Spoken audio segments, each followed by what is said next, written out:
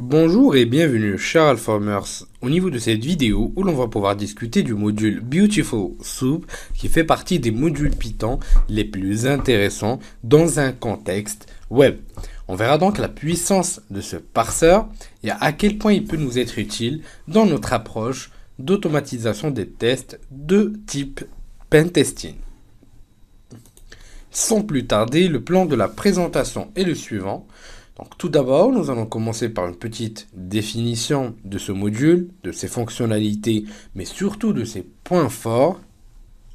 Et ensuite, on passera directement au niveau de notre lab, où nous allons pouvoir exploiter ce magnifique module.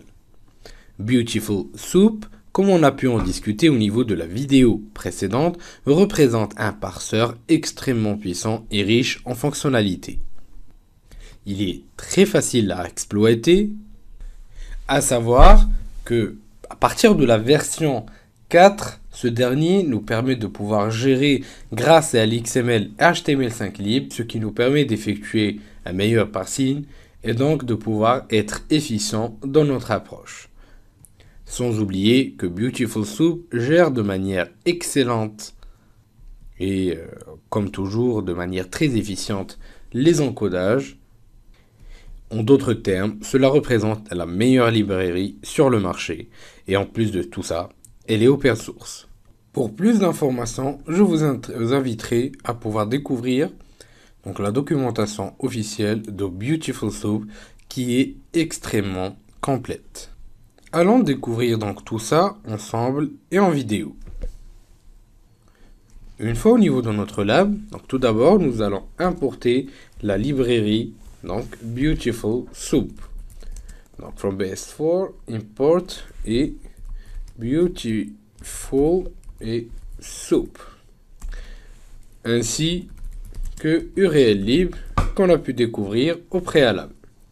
Une fois effectué, nous allons donc créer une variable appelée document où l'on va pouvoir ouvrir donc l'URL suivant. Donc vous pouvez choisir l'URL de votre choix. Donc dans mon cas, je vais choisir celui d'alform.com. On vérifie donc le code, c'est-à-dire que si la page existe et qu'on a pu récupérer cette dernière, donc comme on l'a dit, si on a le code 200, c'est que tout va bien. Sinon, si on a le code 404, c'est-à-dire que c'est une page d'erreur. Donc maintenant, nous allons pouvoir mettre tout ça au niveau de notre parseur, au niveau d'un objet Beautiful Soup, comme qui suit. Donc, on va créer un nouvel objet Beautiful Soup et lui donner en paramètre tout d'abord notre document HTML. Donc, si vous vous rappelez de la méthode read qu'on a découvert au niveau de la vidéo précédente, ainsi. Donc là, il n'y a pas d'accolade. Et donc, sans oublier de pouvoir lui donner en paramètre le parseur donc, qu'il va pouvoir utiliser pour donc parser le document qu'on lui a assigné, donc le document HTML qui a été récupéré. Et en allant vers la documentation officielle, donc c'est pourquoi je vous invite toujours à pouvoir jeter un petit coup d'œil à la doc officielle.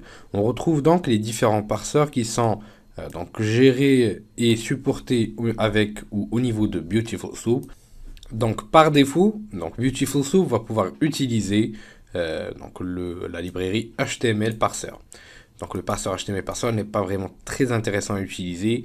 Il n'est pas assez performant. C'est pourquoi on va donc opter pour l'utilisation du LXML à la place de ce dernier.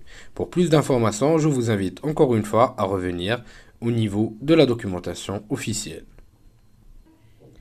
Et donc maintenant, nous allons essayer de pouvoir afficher les meta tags grâce tout simplement à meta. Donc là, nous avons le premier tag présent au niveau de la page.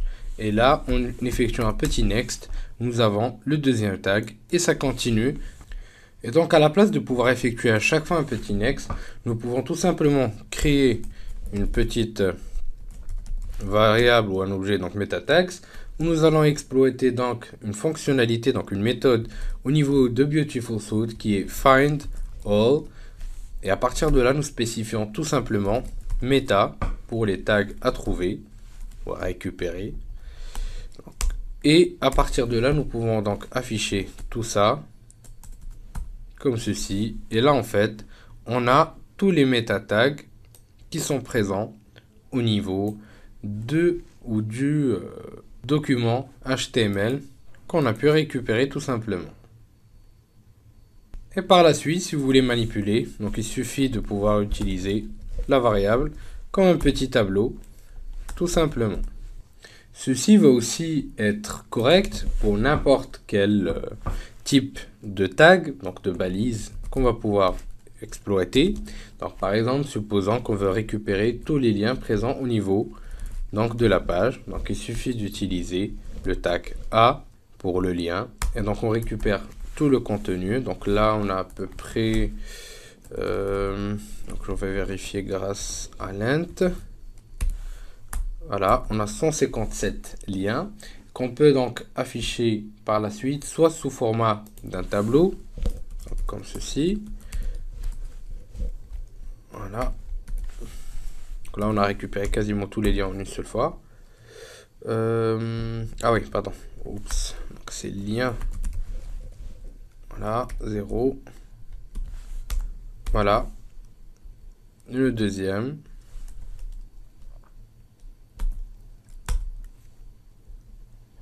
Le troisième, et ça continue. On peut aussi donc récupérer les différents liens donc, concernant chaque balise qu'on a récupéré grâce donc au nom tout simplement des différents champs.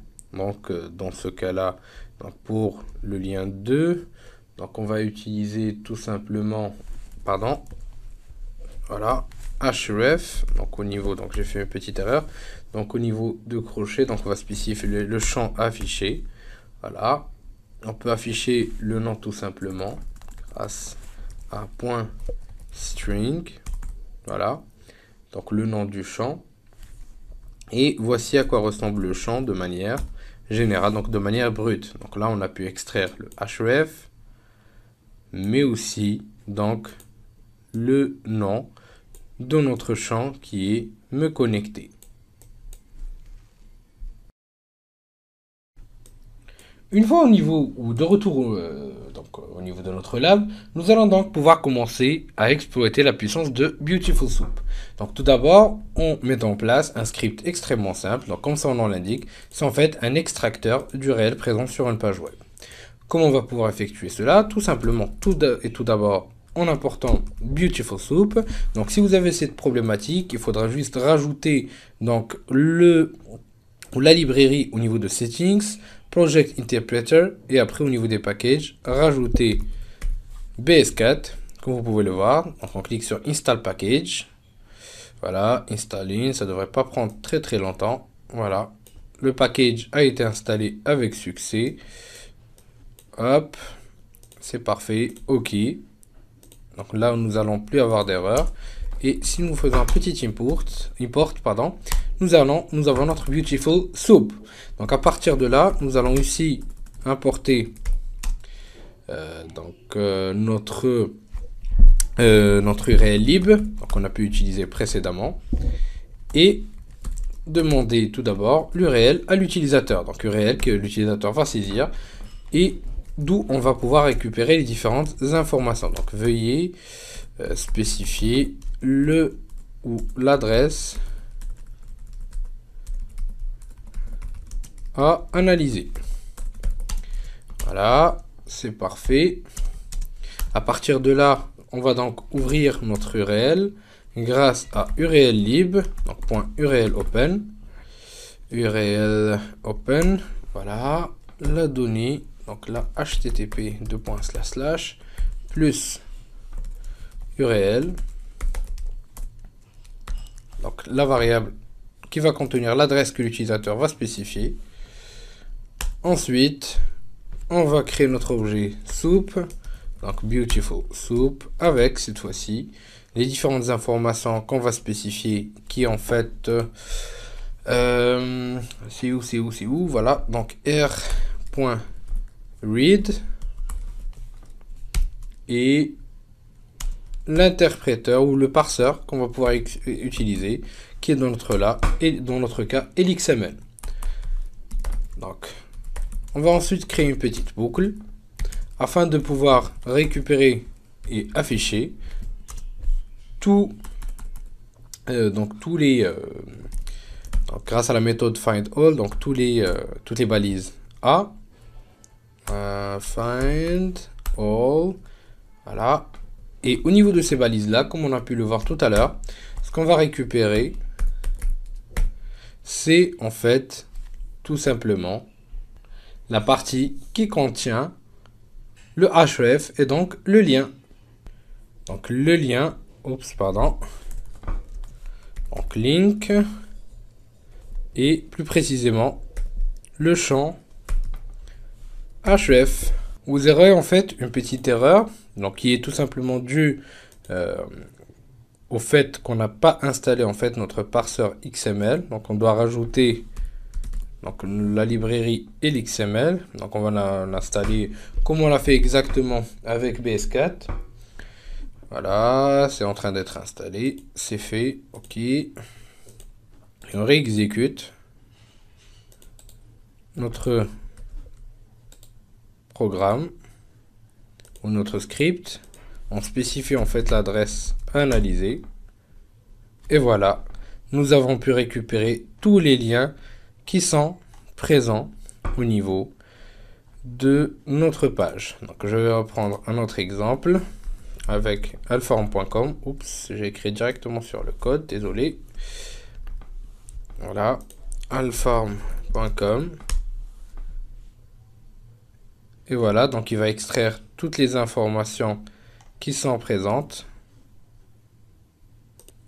Et donc maintenant, pour approfondir nos connaissances et donc effectuer des manipulations assez intéressantes avec Beautiful Soup, ce qu'on va essayer de faire, c'est d'extraire les différents liens contenant ou qui vont vers des fichiers PDF au niveau de la page. Donc on va essayer d'analyser. Donc le script va rester exactement le même jusqu'à cette partie-là, où l'on va pouvoir donc rajouter tout d'abord. Donc là, nous allons nommer une petite variable current link, donc le lien qui est en cours d'analyse. On va récupérer le champ href. À partir de là, nous allons citer ou utiliser une condition.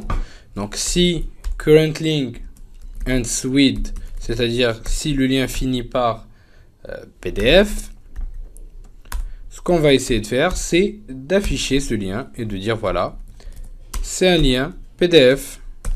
Donc, oh là là, lien vers un PDF. Deux points. Donc là, j'ai juste enlevé ça.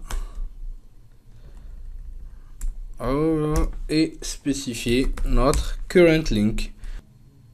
Et là, tout ce qu'on va faire, donc c'est que je vais spécifier un site où il y a des liens PDF.